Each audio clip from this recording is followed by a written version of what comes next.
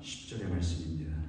그래, 다 찾으신 줄 알고 다 함께 한 목소리로 7절 이하 10절까지 봉독하겠습니다. 그런즉 어떠하냐 이스라엘이 구하는 그것을 얻지 못하고 오직 택하심을 입는 자가 얻었고 그 남은 자들은 운하여 죽느니라. 기록된 바 하나님이 오늘까지 그들에게 혼미한 심령과 보지 못할 눈과 듣지 못할 귀를 주셨다 함과 같으니라. 또 다시 이르되 그들의 밥상이 올무와 젖과 거치는 것과 보응이 되게 하시옵고 그들의 눈은 흐려 보지 못하고 그들의 등은 항상 굳게 하옵소서 하였느니라. 아멘. 그 장식이 나옵니다.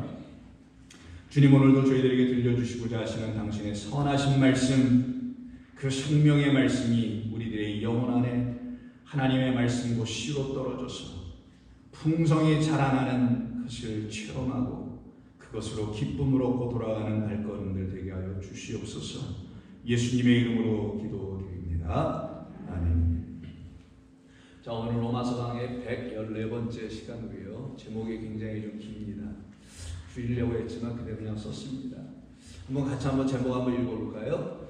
진리의 떡을 먹고 하나님의 긍휼로 구제를 받은 4천, 5천, 7천이 된 백성들이라는 제목으로 여러분과 함께 이 본문의 근거에서 하나님의 말씀을 같이 나누도록 합니다. 이미 제목 자체가 기니까 이 자체가 설교가 된 것 같아 보입니다.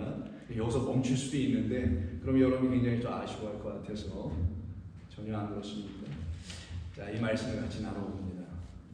자, 오늘은 우리가 로마서 지난주와 같은 본문이죠. 7절 이하 10절인데 우리가 지난주에 이 말씀을 다 마치지는 못했습니다. 너무 길어서 제가 좀 반으로 좀 나눈 것 뿐입니다. 우리가 지난주에 함께 나눴던 것은 하나님의 긍휼로 말미암아 어떻게 우리가 구원을 받게 되는지에 대한 말씀을 계속 나누고 있는 것인데, 하나님의 긍휼이 아니면은, 우리를 불쌍히 여기심이 아니면은 우리는 구원받을 수 있는 어떤 자격도 우리에게서 어떤 것도 있지 않다라는 것이 성경 전체에서 하고 있는 이야기라는 걸 여러분이 잘 아실 겁니다. 근데 문제는 그 긍휼 안에 내가 들어가 있느냐인 거겠죠. 다른 말로 표현한다면 나는 그런 긍휼을 구하고 있는 사람인가라는 것이 정말 나에게는 문제가 될 수 있는 질문이어야 되는 것이겠죠. 나는 날마다 하나님의 긍휼을 구하는가? 아니면 나는 날마다 하나님에게 다른 도움을 구하고 있는가? 그것이 우리가 지난주에 나눴던 거잖아요. 나는 도대체 나에게 도움을 주신다는, 천지를 주신 그 도움은 여호와 하나님께로부터 온다는 그 시편의 말씀 그대로 나는 정말 하나님께로부터 어떤 도움을 구하고 있는가? 내가 생각한 그런 도움을 구하고 있었던 건가? 아니면 하나님의 뜻 가운데서 하나님 내게 주시고자 하신다는 그 도움을 나는 알았기에 이제부터 그런 도움을 나는 구하는 삶으로 이렇게 바뀌어져 있는가? 거기에서 우리는 질문을 자신에게 던질 수밖에 없게 되는 상황이 있었던 거죠. 나는 정말 우리 하나님이 원하시는 그런 도움을 내가 가져야 된다고 생각하나? 그 도움은 긍휼이에요. 그 도움은 하나님께서 나를 불쌍히 여기신다라는 그겁니다. 그것이 내게 있어야 되는데, 그럼 나는 날마다 내가 불쌍하다라는 걸 알고는 있는가? 나는 정말 내가 긍휼한 자, 가난한 자, 궁핍한 자라는 것을 나는 알고 있는가? 이것이 우리에게 사실 문제인 겁니다. 근데 우리는 그런 거에는 관심을 많이 갖지 못하고 다른 것에 좀 관심을 많이 갖게 되거나 다른 것들에 의해서 우리의 관심이 빼앗기는 어떤 일들이 우리의 삶 가운데 나타나는 것을 보게 됩니다. 그렇던 우리의 모습을 놓고 우둔한 자라고 다음 우리 첫 번째 절에 말해주는 거예요. 그런 적 어떠하냐? 이스라엘 구하는 것을 그들은 얻지 못하고 구하여보지도 않았던 어떤 사람들은 오히려 택하심을 입었는데 그 택하심은 하나님의 은혜로 있게 됐는데 어떻게 이런 일이 일어나게 된 건가? 알고 보니 나는 진정 구해야 될 것을 구할 수 없게 됐던 이유는 내가 우둔하였기 때문이다. 근데 이건 머리가 나쁨이 아니라 그랬죠. 그래서 여러분들이 이 말씀을 듣고 저 가슴에 이렇게 콩닥콩닥 하는 게 없을 거예요. 특별히 저 같은 사람도 IQ가 99 렌치도 아니고, 제가 중학교 1학년 때 IQ 검사를 했는데 99 나와가지고 얼마나 제가 놀랐는지. 다른 애들 뭐 100이 넘는데 저는 99가 나와가지고요. 상당히 놀란 적이 있었습니다. 여러분들도 그렇게 저를 보면 그럴만하다는 생각이 드실 때가 있을 거예요. 그런 우둔함이 아니라 그랬죠. 이거는 포로라는 단어를 사용하여 마음이 완고하다라는 거였죠. 하나님의 말씀을 듣기를 원치 않는다라는 거예요. 당신의 willing은 나는 관심 없다라는 거예요. 당신이 이렇게 원한다는 거에 나는 관심이 없고 I'm willing to do this. 나는 이걸 하고 싶어요. 내 willing을 좀 들어주세요.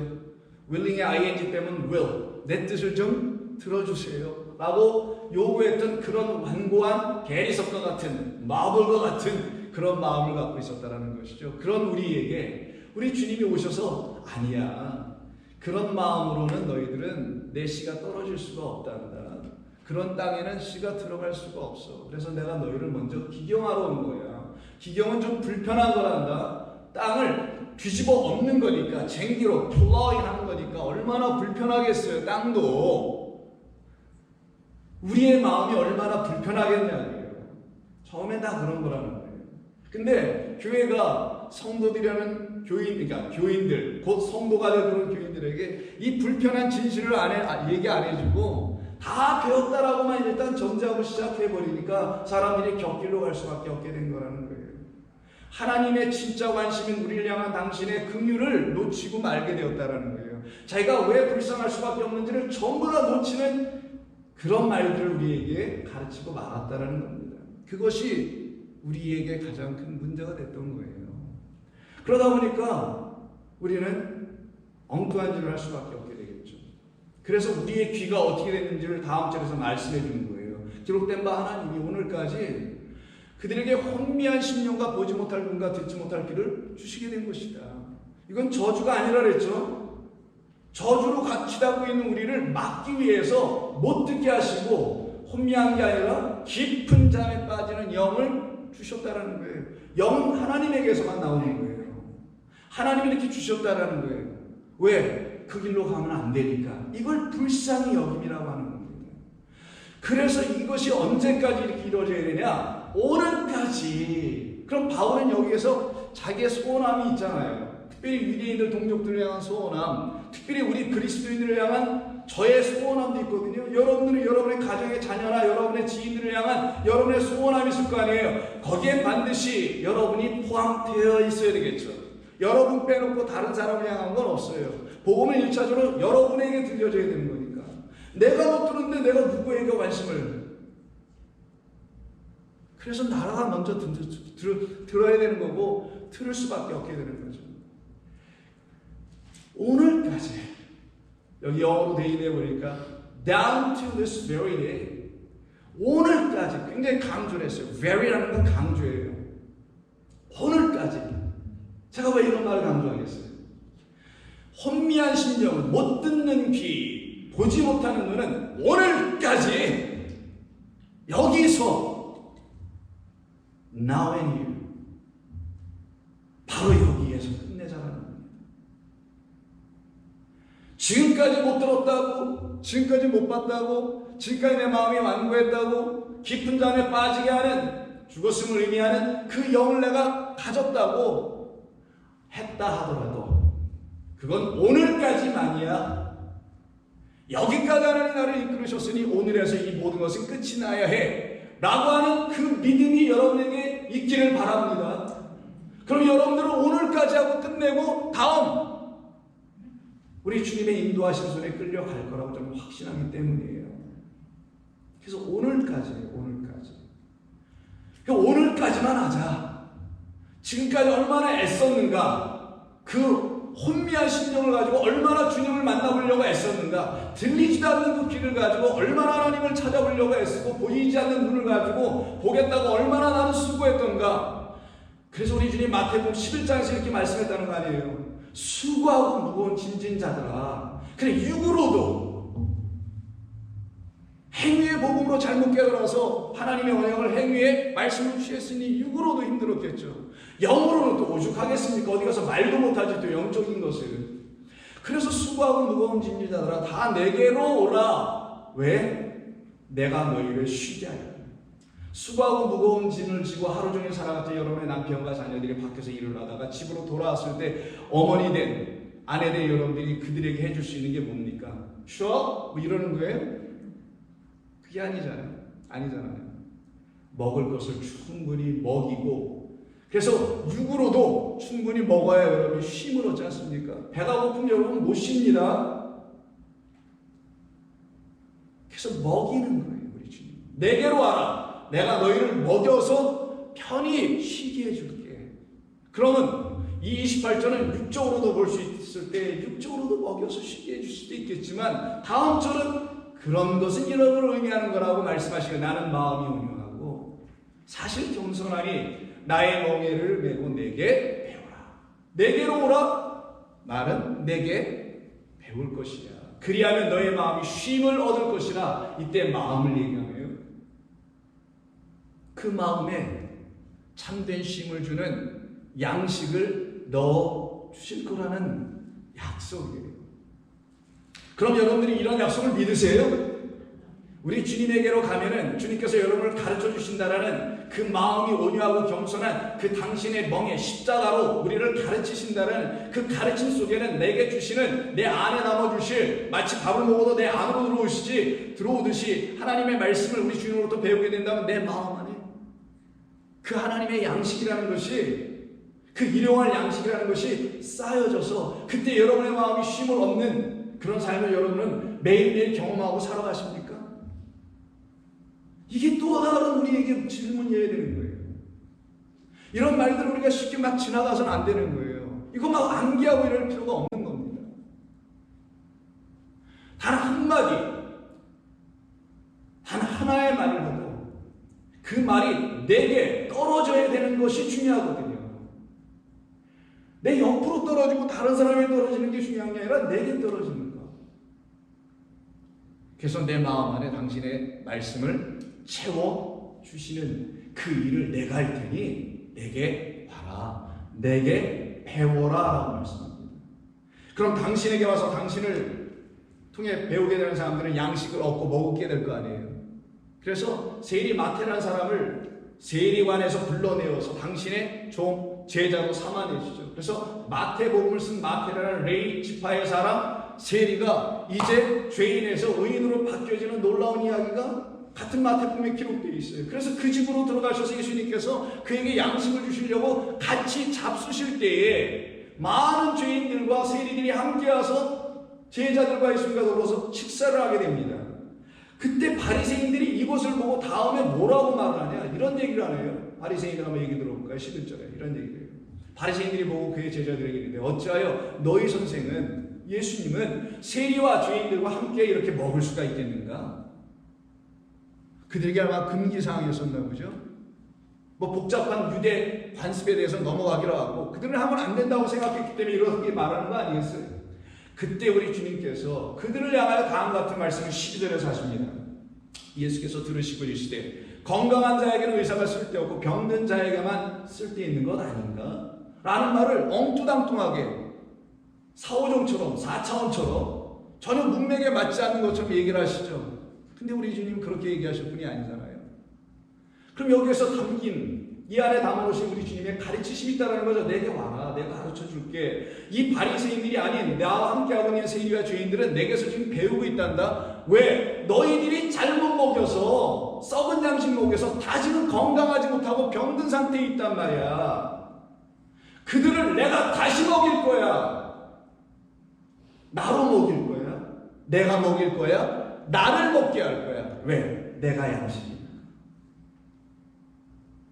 그래서 이들은 바리새인들로 인하여 이렇게 죄인, 세리, 병든 자 되었다라는 것을 우리 주님께서 적나라하게 말 그대로 레디컬하게 들춰버리고 말았던 겁니다. 그러니 바리새인들이 오죽 불편했겠어요? 불편한 정도가 아니죠. 이를 갈 수밖에 없게 되죠. 예수님을 죽이려고 할 수밖에 없게 되겠지 않겠습니까? 그때 이 말씀을 하시고 난 다음에 여기서 멈출 수도 있는 것인데 예수님은 갑자기 다른 말 하나 더 붙여줍니다. 호세아 6장 6절을 인용하셔서 다음에 얘기를 붙여주는데 그게 바로 너희 바리새인들이 가르치지 않았던 거야. 너희 바리새인들이 그들 안에 주지 못했던 하나님의 양식이었어. 그게 뭐냐? 긍휼이었다라는 거예요. 나는 제사를 원치 아니하고 긍휼을 원한다는 하나님께서 오세아를 통해서 말씀하셨던 그 말씀을 너희들은 어떻게 배우고 어떻게 깨달고 알고 있니? 내게 와서 먹지 않았기 때문에 너희들은 하나님의 말씀이 내게 긍휼을 가르치는 말씀이라는 걸 너희들이 놓쳤던 거 아니겠니? 그래서 너희들은 병들어 있었던 거야. 온 세상이 지금 병들어 있잖아요. 그 상태를 말해주시는 거예요. 너희는 가서 내가 긍휼을 원하고 제사를 원하지 아니하노라 하신 뜻이 무엇인지를 또 뭐라고 그러세요? 배워라. 나는 의인을 부르러 온 것이 아니요 죄인들을 부르러 왔노라. 왜요? 긍휼로 그 죄인들을 구원해내시려고 한다는 거예요.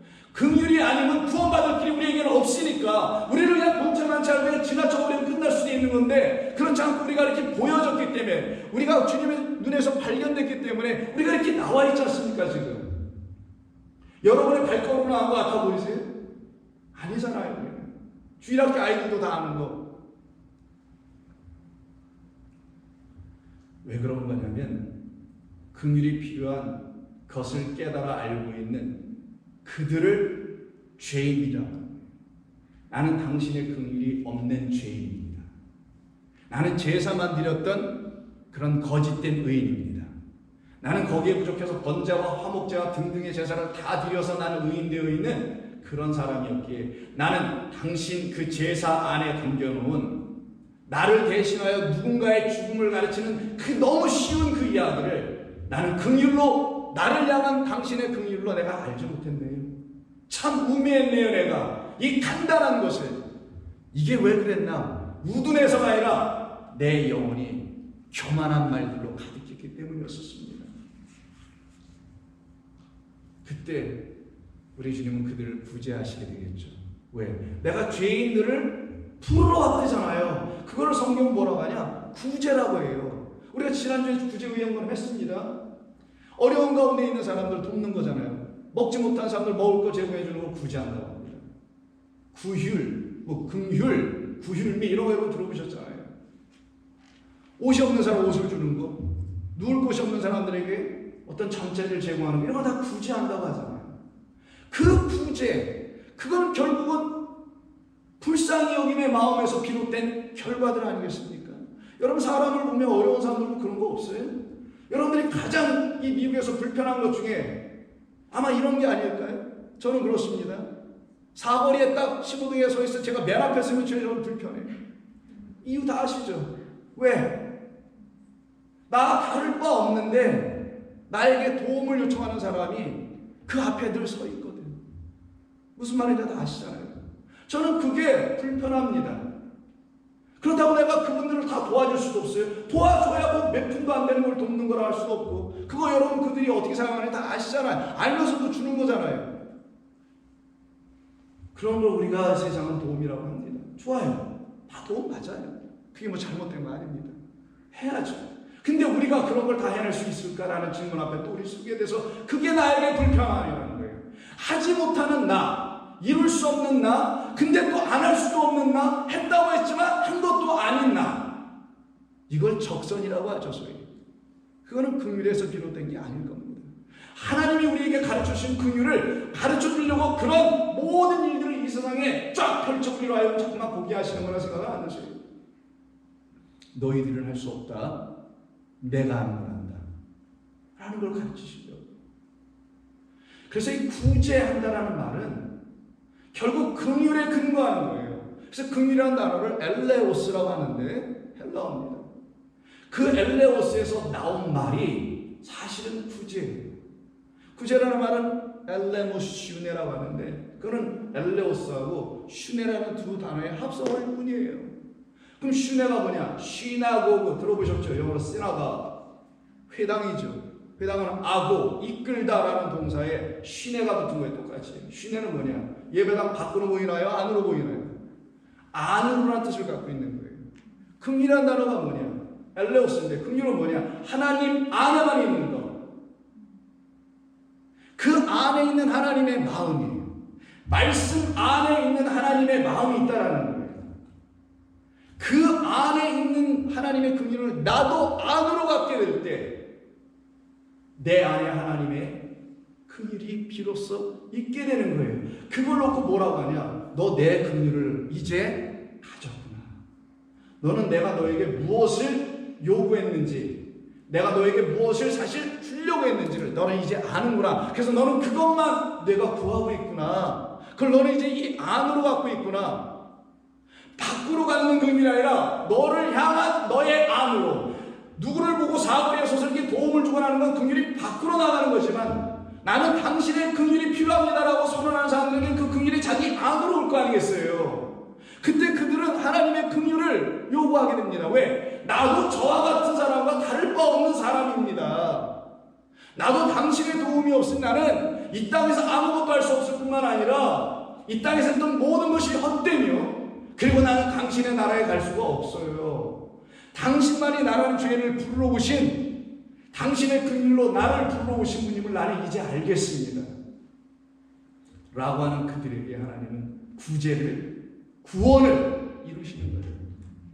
그래서 산상수훈이라는 하늘의 문을 열고 하늘에 떡과 비를 내려주시는 이야기가 마태복음 5장 이후로 기록되죠. 그때 6장에 가서 너희는 바리새인들처럼 이렇게 외식하지 말라는 말을 쭉 해주실 때 6장을 보면 다음과 같은 말이 나옵니다. 너희는 구제할 때에, 이게 너무 쉬워요. 너는 구제할 때 오른손이 하는 것을 왼손이 모르게 하라. 여러분들 다 아시니까 해석 안 합니다. 왼쪽이 할 수 없는, 알지도 못하는 것, 근데 오른쪽의 것만 할 수 있는 것, 그 오른쪽의 것으로 너희가 다 구제받았잖아. 내가 하나님 우편에 앉아있는 자 아니니? 내가 진리의 아들 아니니? 나로 인하여 너희들이 구제를 받았잖아. 나로 인하여 너희들이 하나님의 말씀을 내게 와서 배웠잖아. 근데 지금의 바리새인들은 안 가르치잖아, 오늘까지. 근데 너희들은 이제 그런 바리새인들, 서기관들, 외식하는 자들에게서 나왔잖아. 너희들은 어떻게 하라? 6장 6절부터 주의하라. 첫 번째는 구제에 대해서. 너희들이 나가서 누구를 구제한다고, 구원한다고, 복음을 전한다고 주의하라. 두 번째, 기도 주의하라. 금식 주의하라. 세 가지 연속 주의를 말씀하시잖아요. 이 주의가 다 일어나면 너희는 하나님의 나라와 의를 너희 안으로 다 갖게 될 것이다. 그때 너희는 비로소 내가 어떻게 구원받은지를 알게 되고 구제받은지를 알게 되면 너희는 구하고 찾고 두드리게 될 것이다. 이게 산상수훈의 얘기 아닙니까? 그때 그 오른손으로 구제받은 사람들, 참된 진리로 긍휼의 그 선하신 말씀으로 구제받은 사람들, 이들은 드디어 자기들도 어떻게 하겠어요? 구제할 수밖에 없게 되겠죠. 그래서 다음에 이렇게 말씀하시는 거예요. 내 구제함을 내가 누군가에게 구원을 이루게 할 때 너 은밀하게 하라. 조심하자고요. 이거 은밀. 안의 것이라고 하는 크루토스예요. 너의 안에 있는 것 있잖아. 그게 뭐라고 했어요? 긍휼, 하나님의 사랑 있잖니. 너를 완전히 죽고 살려내게 하는 그 사랑의 이야기 있잖니. 내 안에 그것이 너를 움직이게 하고 있니 지금? 라고 물어보시는 거 아니겠어요? 네, 주님. 저는 당신의 말씀으로 사랑을 알게 됐어요. 저는 이제 사람들이 말하는 그 사랑으로 사랑을 배우는 게 아니라 당신의 말씀과 그 멍에인 십자가로 나는 사랑이 뭔지 이제 조금씩 알아가고 있어요. 그 사랑이 나를 향하여 말합니다. 너 불쌍한 영혼이요. 그걸 은밀한이라고 하죠.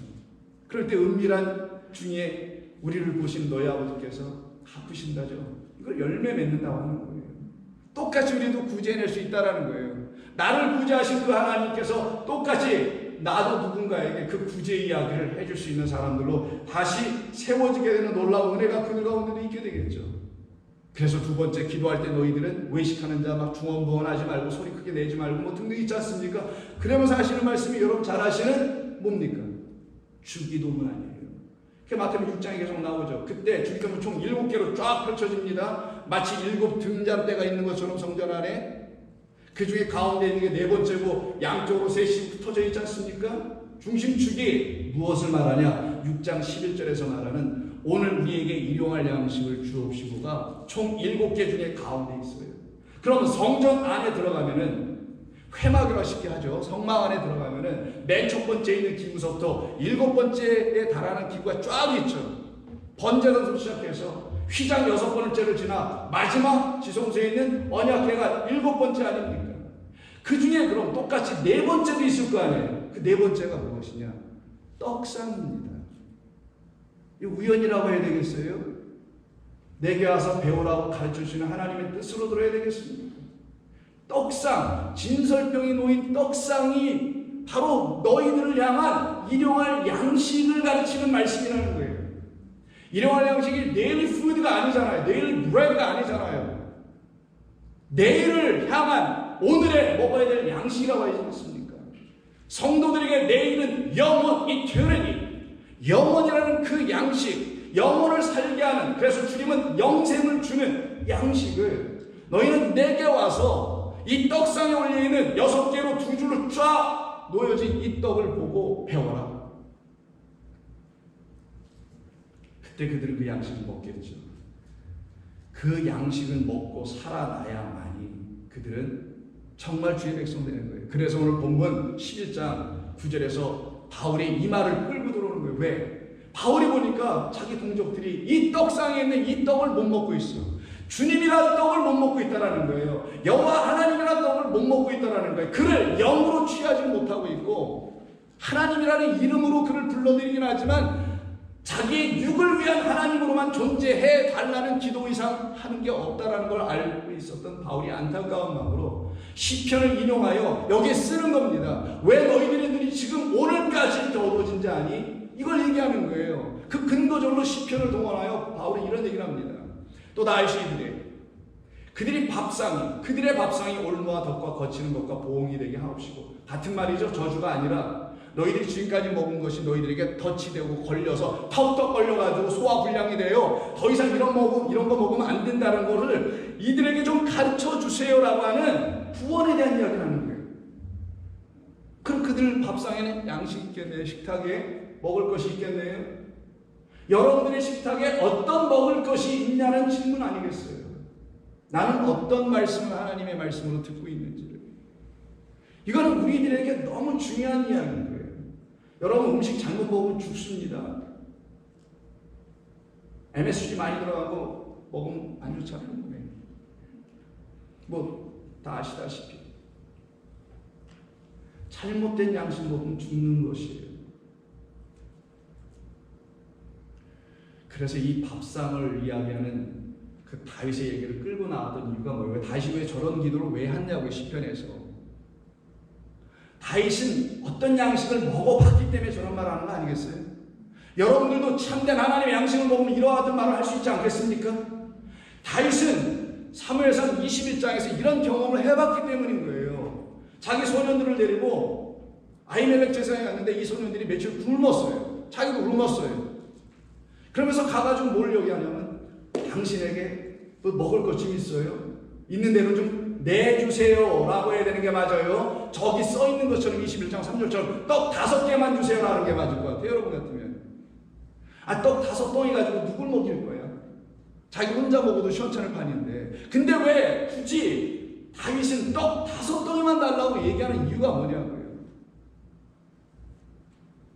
이유가 있을 거 아니겠어요? 하나님의 거룩한 말씀을 5으로 설명하는 거잖아요. 그걸 5병 이유에서 5병이라고도 말하는 거 아닙니까? 당신 손에 있는 거 다 내게 좀 주세요라고 요구합니다. 그랬더니 상황이 이렇게 바뀌어가네요. 다 보여주세요. 제사장이 아히멜렉이라는 제사장이에요. 아히멜렉은 멜렉 왕, 아히는 브라더라는 뜻이에요. 왕의 친구라는 거예요. 우리의 친구 누구? 만왕의 왕으로 오신 그리스도 예수를 지금 얘기하는 거예요. 이 이야기는.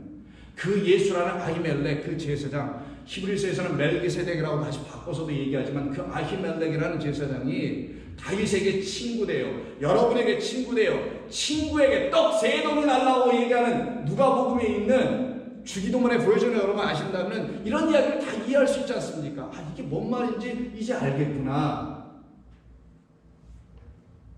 보통 떡은 내 수준이 없으나 거룩한 떡은 있나니. 여러분, 세상의 떡집에서 보통 떡과 거룩한 떡 만드는 떡집 봤어요? 있으면 소개해 주세요. 우리가 지난 며칠 또 떡을 이번 주는 나 계속 먹었는데 스마일에서 이렇게 주문하거나 뭐 해가지고 지난 우리 양성 선생님 할 때도 아주 맛있게 먹었습니다. 자, 그럼 뭐 세상에 보통 떡은 어디 있고 뭐 거룩한 떡은 어디 있어요? 이게 무슨 말인가? 보통 떡은 내 수준이 없다. 그러면 제사장은 성막, 이때 회막 당신이고 회막에서 성막에서 제사장으로 섬기고 봉사하는 사람이니까 성막 안에 있는 떡을 얘기하는 거겠죠. 그게 바로 떡상 위에 있는 진설병을 얘기하는 것 아니겠어요? 거기에 올려져 있는 것은 거룩한 떡이다. 하나님께 이렇게 드려진 것은 거룩한 떡이다. 그 이전 것은 그냥 보통 떡에 불과하다라는 말을 일단 하는 거겠죠. 보통 떡은 내 수준이 없다라고 얘기합니다. 그런 그 아히멜렉에게 만약에 아히멜렉이 이렇게 다윗에게 얘기할 때 다윗이 이 말을 못 알아들었다면, 보통 떡과 거룩한 떡의 말을 못 알아들었다면 이는 굶었을 겁니다. 왜? 제사장 외에는 모두가 보통 떡만 먹는 거예요. 제사장만 성전 혹은 성막에 드려진 떡상 위에 있는 그 떡이 식으면 그걸 갖고 내려와서 그들이 먹게 돼 있어요. 그럼 다윗은 먹으면 돼야 안 돼요? 요구하면 돼야 안 돼요? 율법으로는 안 되는 거예요. 근데 다윗은 요구를 했어요. 처음부터. 뭐로? 진설병이라고 말하지 아니하고 뭐로? 떡 몇 개로? 5개라고 얘기를 했어요. 우리에게 먹어야 될, 당신이 우리에게 제사로서 줘야 될 떡은 하늘의 진리의 깨달은 5마디 말씀이라는 1만마디 방언이 아니라 5마디 말씀이라는 그걸 내게 당신은 꼭 주셔야 합니다. 그거는 거룩한 떡이 아닌 거룩한 말씀이라는 여호와 입에서 나온 우리를 살려내는 양식입니다. 이거를 왜 우리는 못 먹어야 되는 건가? 오늘까지만. 혹여 여러분 가운데 오늘까지 못 드신 분이 계시면 근데 이렇게 뭐 체중들이 이렇게 나가는지 모르겠습니다. 오늘까지만. 내일부터는, 이 시간 이후부터는 다윗처럼 나 그 떡 먹어야 돼요. 내가 여기 온 거, 아니 사실 나를 여기까지 보내주신 하나님은 나로 하여금 당신이 내게 주려고 하는 진짜 거룩한 말씀이라는 떡을 나는 먹어야 됩니다. 그것을 난 5으로 먹어야만 돼요. 라고 했더니 드디어 내어주게 되죠. 다음으로 이렇게 말하는 거예요. 제사장이 다시 6절, 그 거룩한 떡을 주었으니 거기는 진설병 여호와의 앞에서 물려낸 그 떡밖에 없었다. 그럼 다윗은 이걸 먹었어요. 결국은. 그럼 다윗은 아히멜렉과 더불어 친구가 되는 거예요. 여러분들을 하나님께서 왕같은 제사장으로 만들기 위해서 출애굽시킨 거 다 아시지 않습니까? 그 왕같은 제사장들만 먹는 것을 하나님의 양식, 긍휼의 떡이라고 하는 겁니다. 그걸 비로소 먹을 때 이들은 굶지 않고 궁핍해지지 아니하고 가난해지지 않은 영혼이 될 수 있는 거예요. 그래서 우리 주님께서는 마태복음 12장에서 또 먹는 이야기를 하게 됩니다. 이때도 또 문제가 생겼어요. 제자들이 또 어디 길가를 지나가다가 미리삭을 떼어가지고 손으로 비벼서 먹은 거, 뭐 손을 씻지 않고 먹은 거, 뭐 등등 여러 가지 이야기들이 많이 있죠. 그 중에서 12장은 비벼서 일을 했다라는 거예요. 안식일에. 그걸 가지고 문제를 삼기에 안식일 법을 어겼다, 율법을 어겼다라는 거죠. 마치 다윗이 율법을 어겼음에도 불구하고 그는 괜찮았는데 라고 하는 전제가 있겠죠. 그래서 예수님이 그걸 끌고 들어오세요. 너희들 이거 모르냐? 다윗이 이런 일을 했던 것을. 그게 예수께서 이르시되 다윗이 자기와 함께한 자들이 시장할 때 한 일을 읽지 못하였느냐? 여기서 읽다라는 말은 아나기노스코예요. 위의 것으로 알다라는 뜻이에요. 원래 문자적 의미가. 여러분들이 하나님의 말씀을 읽는다는 것은 하늘의 것으로 깨달아 알아간다는 것을 전제해야 된다는 거예요. 그냥 읽는 게 아닙니다. 이거. 그러니 이걸 어떻게 읽을 거냐고요. 하늘의 것으로. 도대체 우리 육이 하나님의 영이 부어지지 않으면 어떻게 읽을 거냐고요. 여러분이 하나님의 성령으로 충만해지지 않으면 이걸 어떻게 깨닫고 알아들을 수가 있겠냐고요. 그래서 말씀하는 거예요. 다윗이 시작할 때 너희 몰랐느냐? 그가 4절 보세요. 그가 하나님의 전에 들어가서 제사장 외에는 자기나 그 함께한 자들이 먹어서는 안 된다고 너희들이 딱 못 박은 그 율법에 근거하여 볼 때는 먹을 수 없었지만 그게 진설병이었는데 그걸 먹지 아니하였더냐? 그럼 그 진설병이 도대체 뭐냐고요? 보통 떡이었는데 하나님께 드려졌어요. 드려지고 제사장들만 다시 먹는 거죠. 일정 시간 지나면. 자, 드려진 이후에 다시 먹는 떡을 거룩한 떡이라고 한다는 거예요. 그럼 한 번 드려진 이후에 다시 먹게 되는 이 떡, 이게 바로 여러분이 먹어야 될 떡인데 그거를 사람들이 그냥 우리에게 막 줘버려. 여러분 잘 보세요. 하나님의 것은 하나님의 것으로 드려져서 하나님에게서 다시 우리에게 와야 되는 이 절차 과정이 있어야 되는데 이 과정을 무시하고 그냥 사람의 손에서 넘겨받아 먹어버려요. 이게 사람의 계명으로 취하고 만다라는 말인 거예요. 사람의 가르침으로 듣고 말았다라는 걸 말하는 겁니다. 그거에 반대되는 말을 진설병이라는 말로 가르쳐주는 거예요. 하나님께 드려져. 모든 말씀은 하나님께로부터 나와야 되는 거다 라는 걸 가르치는 겁니다. 그래서 예수님께서 4,000명, 5,000명만 먹이시는 이야기 있죠. 그 먹이시는 이야기를 쭉 들어보면 그 이야기 속에서 이런 얘기가 등장할 거 아니겠어요?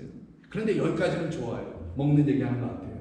근데 여기서 갑자기 또 예수님은 이 12장의 이야기 속에서도 호세아 6장을 또 인용해 끌고 들어오세요. 그래서 뭐라고 말씀하시냐면 이렇게 말씀하세요. 7절에서 나는 긍휼을 원하고 자비를 원하고 제사를 원하지 아니하노라 하신 뜻을 너희가 알았더라면 무죄한 자를 너희가 정죄하지 않았을 텐데 율법으로 재단하여 보지 않았을 텐데 사람의 생각으로 너희들은 판단하지 않았을 텐데 무엇을? 사람을? 아니 하나님의 말씀을.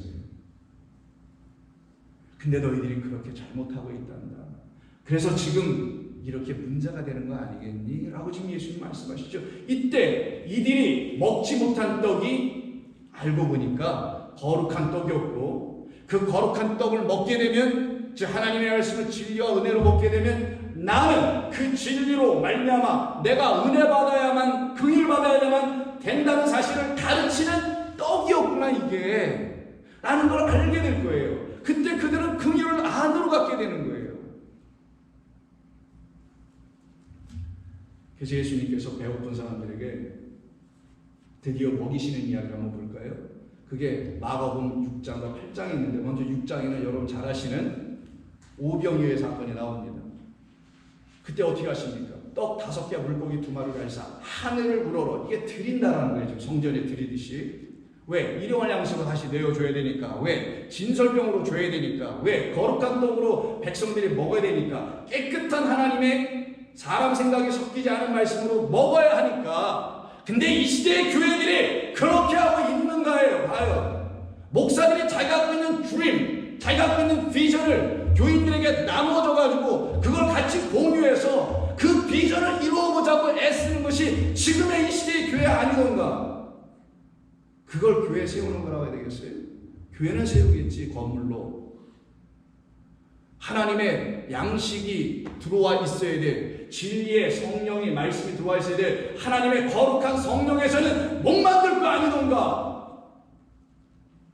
우리가 거기, 바로 거기에서 오늘 나와야 되는 겁니다. 오늘까지. 그 떡 못 먹으면 단 한 사람에게도 오른쪽으로 구제해낼 수가 없기 때문입니다. 그리고 어떻게 하세요? 축사. 이게 뭐 축복기도 하는 거 아닙니다. 율로게오. 좋은 것 유, 새로운 것 유에다가 로게오 말하다. 하늘에서 다시 우리에게 선한 것으로 말씀해 주시는 떡으로 당신이 다시 주겠다. 그걸 먹으니 사람들이 무한정 먹게 되네. 그 양식을 마구 먹게 되네. 몇 명이 먹었다고요? 이렇게 말씀하네요. 떡을 먹은 남자는 이게 아내를 한다고요.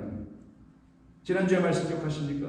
그 7천 된 사람들, 씨 가진 남자들, 하나님의 양식 씨를 안으로 갖고 있는 사람들, 그리스도 예수를 하나님이 보내신 양식을 안으로 그리스도로 갖고 있는 사람들, 이들은 씨 가진 사람. 여러분 모두가 그래서 하나님의 아들이라는 것이지 하나님의 딸과 아들 이런 말 없어요. 성경에. 그 페미니즘이 말하는지 모르겠지만 우리 예수 믿는 사람은 성경적으로 분명히 깨달아야 돼요. 여러분들은 다 하나님의 말씀으로 하나님의 아들, 씨 가진 자들이 되어야 되는 거예요. 그래서 여자들이 씨 가졌다는 걸 잉태로 가르치는 거고 남자들은 씨 갖지 못했지만 씨를 갖고 줄 수 있는 자라는 걸 알려주는 거잖아요. 그리스도라는 그 머리가 되어서. 이걸 깨달은 그들이 5천이라고 하는 거예요. 5천 명이 아니라 5천. 여러분 정말 이 시대에도 사람이 움직여 있는 걸 카운트하기가 어려운데 정말 5천 명으로 딱 셌다고 여러분 정말 믿으세요 이거를? 그러니까 성경을 사람들이 상식적으로 생각하고 합리적으로 받아들이기 어렵게 가르치고 대충 마무리해버리니까 이 시대 사람들이 교회를 안 오는 거잖아요. 하나님의 말씀을 만물의 여기가 만들더라는 거예요. 오병이 그들 안에 하늘, 천, 엘레프라는 하나님으로 떨어지게 되니 그들이 거룩한 하나님의 나라의 백성 됐다는 걸 오천이라고 하는 겁니다. 그리고 가운데 7장을 넘어서 8장에 들어가니까 7병 이어로다가 또다시 한번 말씀하시네. 그때도 뭐라고 하나요? 8장에서 예수께서 물을 명하여 앉게 하시고 또 7개를 가서 죽사 또 율로게요 진설병으로 내주시려고 다윗처럼 먹게 해주려고, 그래서 다윗의 후손으로 오신 그리스도로 말미암아 우리가 다시 먹게 해주시려고, 당신으로 먹게 해주시려고 제자들에게 다 나눠주고 제자들은 또 그 백성들이 나눠주네요. 다 먹고 남은 사람들의 수를 볼까요? 사람이 아니고 똑같이 그 남자 아내를 씨 가진 결혼할 남자 그들이 약 4,000명이었더라. 땅이라는 사가 하늘을 만났다라는 거예요. 우리가 드디어 하늘을 갖게 된 성도들이 됐다라는 걸 의미하는 겁니다. 그들을 4,000이라고 하는 거예요. 그리고 6장과 7장 가운데 있는 이야기가 또 있는데 그게 뭐냐? 귀신 들린 어떤 딸을 갖고 있는 어머니에 대한 이야기를 합니다. 절박하죠? 여러분의 삶에서 귀신 들린 딸이 있으면 안 절박하겠어요? 그럼 귀신 들린 딸을 갖고 있으면 내가 그에게 귀신을 들리겠다는 책임감이 없겠어요? 그래서 그 엄마가 예수를 찾아옵니다. 예수님을. 그리고 예수님을 찾아와서 그 여인이 7장에서 구하는 이야기가 나와요. 뭐를 구하겠어요? 나는 잘못된 떡을 먹고 잘못된 하나님의 말씀을 잘못되게 먹게 됨으로 말미암아 내 안에 더러운 영이 생겨버렸어요. 그래서 내 더러운 영, 더러운 씨로 나도 더러운 씨를 낳게 되고 말았어요. 그 결과를 딸의 귀신 들림으로 설명하고 있는 거 아닙니까? 예수께서 그 여자에게 이르래요. 자녀로 먼저 배불리 먹게 할지니 자녀의 떡을 취하여 개들에게 던짐이 마땅하지 아니하느냐. 이런 하늘이 무너지는 그런 얘기를 하시네요. 그때 여자가 28절에서 대답하기를 옳습니다. 맞습니다. 상 아래 어떤 상? 주님이 주시는 그 진설병 놓여져 있는 식탁 그 상 밥상 아래 개들이 돌아다니는데 그 개들은 주인의 자녀들이 먹고 남은 걸 던져주면 그들이 먹지 않습니까? 나는 이 땅에서 하나님의 자녀가 되어야 되는데 지금 신세를 보니 내 처지가 개 처지가 됐다라는 거예요. 지금 개와 돼지에게 진주를 던지지 말라라는 말씀대로 내게 진주의 말씀이 떨어지지 않았다라는 거예요. 하늘의 보화로 오신 그리스도 예수라는 생명의 양식을 이 바리새인과 서기관들이 던져주지 않아 내가 지금 개돼지 되어 있는 내 처지이지만 나는 그래도 주인의 밥상 근처에 있을래요. 어쨌든 나는 거기서 먹질 않을래요. 여러분들이 먼저 먹어야 됩니다. 그래 여러분들의 자녀들이 먹을 수 있는 거예요. 그렇지 않으면 우리에게는 소망이 없습니다. 내가 먹어봐야 내가 그 밥상 차릴 거 아니겠어요? 그때 예수님께서 그 여인에게 다음 29절에서 이르시기를 이 말을 하였으니 돌아가라. 귀신이 내 딸에게서 나갔느니라. 뭘 어떻게 하셨다고요? 대화 몇 마디에서 성문답처럼 나눴는데 귀신이 나갔더라고요. 네, 이게 나가는 겁니다. 하나님은 우리를 향해서 이런 얘기를 하시는 거예요. 그러면 오늘 제목 기억하세요? 좀 길었죠? 진리의 떡으로 하나님의 긍휼을 알게 되는 거죠. 그 알게 되는 모든 사람들에게 주시는 말씀이 하나님의 말씀 아닙니까? 그때 그들은 로마서 11장 4절에서 말한 그대로 그에게 하신 대답이 무엇이냐? 엘리야에게 이거가 아니었을 거냐? 어떤 것? 내가 나를 위하여 바알에게 무릎을 꿇지 아니한 사람 7,000명을 남겨두었다고 하지 않았더냐? 그래서 결국은 4,000, 5,000 이 모든 것은 7,000과 다른 게 아니라 다 함께 같은 것이며 하나님의 말씀 양식을 먹고 12광주리로 남게 되고 7광주리로 남게 되는 하나님의 거룩한 나라의 백성들을 말합니다. 여러분은 이 땅에 살면서 그 거룩한 하나님의 말씀을 양식으로 먹고 남아야 되는 거예요. 어디에? 이 땅에 남는 게 아니라 하늘로 남는 겁니다. 그 같은 성도들에게는 하나님의 사랑의 은총이 무엇인지를 날마다 알게 해요. 이건 내 노력과 수고로 되는 게 아니라 하나님께서 나를 긍휼히 여겨주심으로 이루어진 거구나. 나를 다시 불쌍히 여겨주세요. 주님. 기도하겠습니다. 하나님 고맙습니다. 오늘도 주신 말씀 마음 안에 간직하고 기억하도록 성령께서 이제부터 역사해 주시기를 원하오며 예수님의 이름으로 기도드립니다. 아멘. 말씀드린 대로 찬송가는 182장입니다. 앉은 자리에서 찬송가 182장 1절, 3절, 5절만 찬송하겠습니다.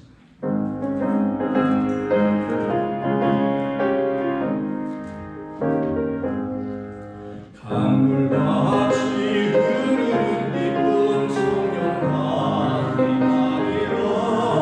정결한 밤 영원하도록 주의 거처되겠는 주님 주시는 참된 평화가 내 맘속에 넘치네.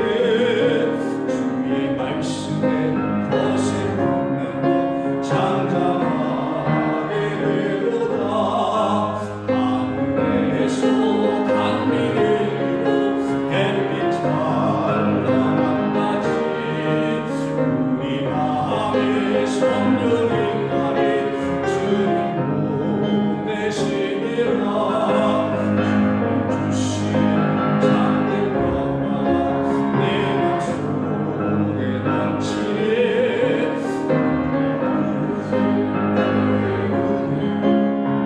하게 되도다. 놀라우신 주의 은혜로 그의 얼굴에 겠네. 평화로운 안식 속에서 영원토록 쉬겠네.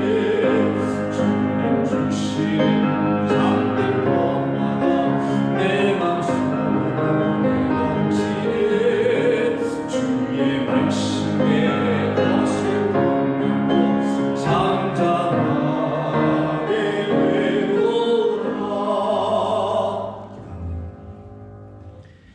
이제는 우리 주 예수 그리스도의 은혜와 하나님 아버지의 그 크신 사랑하심과 성령님께서 이 시간에 저희들 안에서 참된 쉼과 안식을 주기 위하여 거룩한 떡을 주시니 내게는 마땅하도다라고 하여 하나님의 긍휼을 구하는 모든 성도들의 머리 위에 지금으로부터 영원까지 함께 하시기를 간절히 축원하옵나이다.